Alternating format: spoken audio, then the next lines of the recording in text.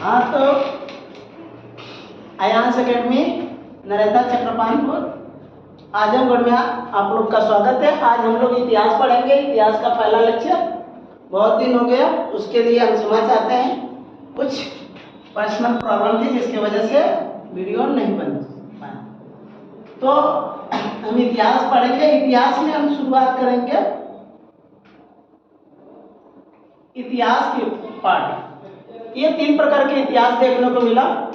इतिहास जब भी हम पढ़ते हैं तो 3 तरह से देखने को मिलते हैं। एक का नाम होता है प्रागैतिहासिक, एक का नाम होता है प्रागैतिहासिक, जो दूसरे का नाम जो आपका देखने को मिल रहा है आदि ऐतिहासिक, और तीसरा जो आपका है ऐतिहासिक। तो प्राग ऐतिहासिक, इतिहास का मतलब जो बीते हुए काल, उस बीते हुए काल में हमें कुछ साक्ष्य मिलते हैं, पुराने साक्ष्य, पुरातत्विक साक्ष्य मिलते हैं। उन साक्ष्य के तहत हम लोग जानकारी किसी ऑर्गेनाइजेशन के माध्यम से हमें पता चलता है कि ये साक्ष्य कब से हैं, उनके इंक्लूड, उनके बारे में, ठीक है, हमें पता चलता है, जिसे हम इतिहास के कहते हैं। बीते हुए काल, बीते हुए समय में जो भी हमें साक्ष्य मिलते हैं, पुरातत्विक साक्ष्य, उस साक्ष्य के जानकारी जो हमें प्राप्त होती है वो किसके अंतर्गत, किस सब्जेक्ट के अंतर्गत आती है? इतिहास। इतिहास 3 तरह से, प्रागैतिहासिक, आद्यैतिहासिक, ऐतिहासिक काल। तो जो प्रागैतिहासिक काल है, बस 2 पॉइंट याद रखिएगा आप लोग। एक का नाम साक्ष्य और दूसरे का नाम आपका लिखित। एक का नाम साक्ष्य, दूसरे का नाम लिखित। तो जो साक्ष्य आपको मिले हैं, पुरातत्विक साक्ष्य, पुरातत्विक मतलब पुराने साक्ष्य, ठीक है, तो इसका कोई लिखित प्रमाण पत्र नहीं पाया गया। प्रागैतिहासिक काल में हमें साक्ष्य तो मिले लेकिन लिखित कोई प्रमाण पत्र नहीं पाएगा, उसको हम रख दिए प्रागैतिहासिक काल में। और इसी में हमें पढ़ना है पाषाण काल। जो प्रागैतिहासिक काल में हमें पढ़ना है पाषाण काल। तो आज हम पाषाण काल के बारे में जानकारी करेंगे। और जो आद्यैतिहासिक काल है, इसमें भी वही करेंगे, साक्ष्य और लिखित। इसमें भी साक्ष्य और लिखित। जो साक्ष्य तो मिले पुरातत्विक साक्ष्य, लेकिन इसमें लिखित भी प्रमाण पत्र मिले हैं, दोनों मिले हैं, साक्ष्य भी मिले हैं, लिखित प्रमाण पत्र भी मिले हैं। जो लिखित प्रमाण पत्र है बस उसको पढ़ा नहीं गया। इसमें तो लिखित प्रमाण पत्र ही नहीं मिला, इसमें लिखित मिला लेकिन उसको पढ़ा नहीं गया। और जो ऐतिहासिक काल है, इसमें साक्ष्य और लिखित इसमें भी पाया गया और इसको पढ़ा गया। तो ये हमारे इतिहास में 3 पार्ट है। एक आपका प्रागैतिहासिक काल, दूसरा आद्यैतिहासिक काल, तीसरा ऐतिहासिक काल। तो इस प्रागैतिहासिक काल में हमें पढ़ना है पाषाण काल। इसकी जानकारी हमें करना है पाषाण काल। तो पाषाण काल को हम 3 काल में विभाजित के आधार पर या उपकरण में भिन्नता के आधार पर हम इसको बांटे, क्लासिफिकेशन किए, बांटे। एक का नाम है पूरा पाषाण काल, और दूसरे का नाम है मध्य पाषाण काल, और तीसरे का नाम है नव पाषाण काल। तो पाषाण काल 3 प्रकार के होते हैं, ठीक है, पूरा पाषाण काल, मध्य पाषाण काल, नव पाषाण काल। तो हम पहले पूरा पाषाण काल के बारे में जानेंगे। पूरा पाषाण काल में हमें शिकारी एवं खाद्य संग्राहक मिले। पूरा पाषाण काल में हमें शिकारी और खाद्य संग्राहक मिले, और पशुपालन और कृषि एवं अग्नि के ज्ञान का अभाव। जो पशुपालन, कृषि, अग्नि मतलब पशुपालन और खेती और अग्नि, इनका अभाव था, मतलब कमी थी, मतलब इसकी जानकारी नहीं थी। किसमें? पूरा पाषाण काल में। लेकिन शिकारी और खाद्य संग्रहालय इसमें थे। फिर आते हैं इस काल से जो संबंध है वो प्रथम हस्तकुठार है।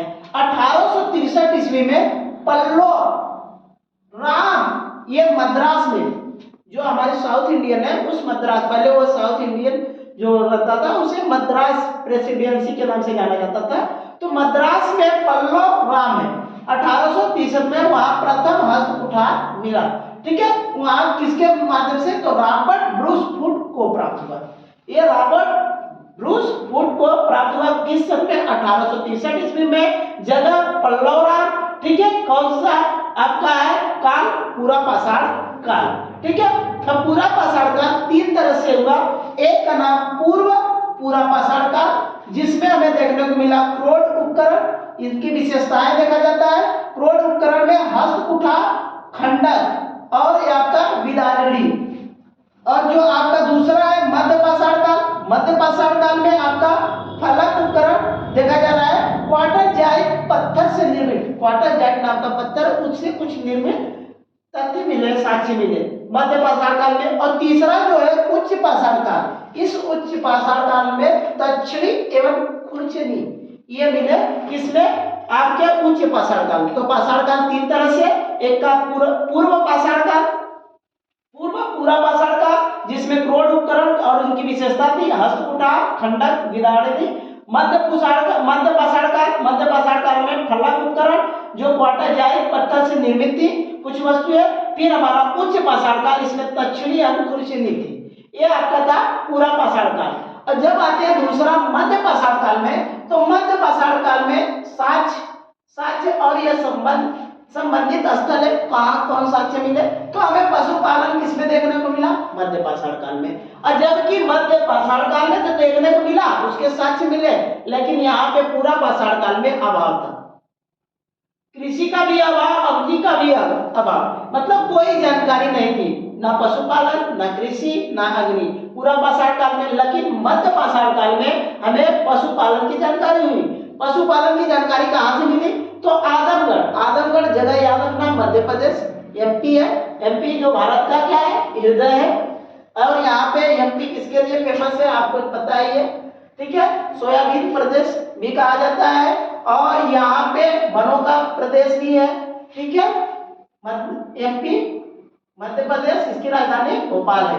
ठीक है, जैसा अब फिर बोगार जो राजस्थान का है, और राजस्थान आपके भारत में सबसे बड़ा क्षेत्रफल की दृष्टि से नंबर 1 है। थार का मरुस्थल भी यहाँ पे है, और जो राजस्थान की राजधानी जयपुर है, जयपुर को पिंक सिटी कहा जाता है। ठीक है, हवा महल यहीं पे स्थित है। तो पशुपालन कहाँ पे? दो जगह, मध्य प्रदेश और राजस्थान, ये भारत में आपको देखने को मिला मध्य पाषाण काल में।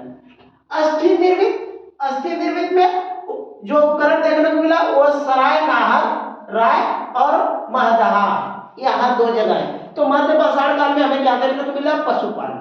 पशुपालन की जानकारी हमें कहाँ मिला? मध्य पाषाण। और जबकि पशुपालन की जानकारी यहाँ पे कोई पता नहीं, पूरा पाषाण काल में। अगला आता है नव पाषाण काल। नव पाषाण काल में खद्यान्नों का सर्वप्रथम उत्पादन। खद्यान्नों मतलब खाने योग्य, जो हम कृषि करते हैं तो जो भी हमें खाने के योग्य मिलते हैं, तो खद्यान्नों का सबसे पहले उपयोग कहाँ मिला? नव पाषाण काल में। मतलब खद्यान्नों का उपयोग जो है मध्य पाषाण काल, पूरा पाषाण काल में नहीं देखने को मिला, लेकिन मिला किसमें? नव पाषाण काल में। और नव पाषाण काल में आग का प्रयोग हुआ सबसे पहले, और ये महत्वपूर्ण उपलब्धि थी। तो आग का ये कई बार पूछा गया कंपटीशन एग्जाम में कि आग की खोज किस काल में हुआ है, तो आप आग बंद करके मारेंगे नव पाषाण काल में। ठीक है, स्थल और एक साइड प्राप्त हस्ताक्षर लहुरा देव, ये भारत में एक स्थान है, लहुरा देव, ये जो भारत में है। यहाँ से चावल का प्राचीनतम साक्ष्य मिला। चावल की जो प्राचीनतम, जो पुरानी एकदम साक्ष्य है, वो कहाँ से मिला चावल की? तो लहुरा देव, वो जगह आपका भारत ही है। दूसरा मेहरगढ़ पाकिस्तान में है। ठीक है, और जबकि बंटवारे से पहले ये हमारा पाकिस्तान ही था, तो ये भारत देश का ही था। तो इसलिए तो सबसे खुशी की बात है कि भारत में ही चावल और गेहूं की साक्ष्य मिले। सबसे बड़ी बात यह है, अगर ये डिस्ट्रीब्यूट कर दे, देश की कंट्री की बात कर दे, तो हम पाकिस्तान कर देंगे। अब पाकिस्तान की राजधानी याद रखना इस्लामाबाद। अब पाकिस्तान और भारत का संबंध बोला, तुरंत उसको याद रखना, भारत पाकिस्तान के बीच में जो रेखा है, रेड क्लिफ रेखा। भारत और पाकिस्तान के बीच में कौन सी रेखा है? रेड क्लिफ रेखा है। और मेहरगढ़ से हमें गेहूं का प्राचीनतम साक्ष्य मिला, मेहरगढ़ पाकिस्तान, लहुरा देव भारत, चावल का प्राचीनतम साक्ष्य। अगला है गुफकराव, यह भी भारत में है। कृषि और पशुपालन, तो कृषि, पशुपालन, अग्नि तीनों किसमें मिल रहे हैं? नव पाषाण काल में। और जबकि यहाँ पे हमारा पशुपालन था आदमगढ़ और बागोर, जबकि कृषि का साक्ष्य और आपका पशुपालन, अग्नि पूरा पाषाण में नहीं देखने को मिला। तो कृषि और पशुपालन कहाँ मिला? गुफत रॉक, ये भी भारत में। और बुर्ज होम, ये भी एक स्थान है, बुर्ज होम, ठीक है, भारत का। ये बुर्ज होम जो है यहाँ पे, बुर्ज होम मानव कंकाल और कुत्ते का कंकाल और गर्भ आवास मिला। गर्भ मतलब जमीन के अंदर खोद के उसमें देखा गया कुछ घर बनाई गई आवास रहने के लिए। तो ये मानव कंकाल, कुत्ते का कंकाल और गर्भ होम, ये कहाँ किस जगह से मिला? तो बुर्ज होम से मिला। संगनकल्लू, पिपली और उतनूर, यहाँ से राख के टीले मिले। जो आग जलाई गई थी तब तो बहुत बड़े राख के टीले देखने को मिले। तो ये कहाँ से मिले? तो संगनकल्लू राख के टीले, मतलब जब जल जाती है तो राख बनती है, बहुत बड़े टीले टीले देखने को मिले, तो वो संगनकल्लू जगह है। पिपली हाल है और उतनूर है, यहाँ से आपको राख के टीले मिले हैं, ठीक है। तो आपका ये याद रखना सबसे ज्यादा जरूरी, पूरा पाषाण काल, ठीक है, पूरा पाषाण काल, इसके पार्ट है मध्य पाषाण काल, नव पाषाण काल। किसके काल है? पाषाण काल के, ठीक है। पाषाण काल 3, पूरा पाषाण काल, मध्य पाषाण काल, नव पाषाण काल। पूरा पाषाण काल 3 प्रकार के, पूरा पाषाण काल, मध्य पाषाण काल और उच्च पाषाण काल, ठीक है। और जो मध्य पाषाण काल है, इसमें याद रखना है पशुपालन मिले थे, वो कहाँ से? आदमगढ़ और बागोर। और जो अस्थि उपकरण है ये सराय और महदहा।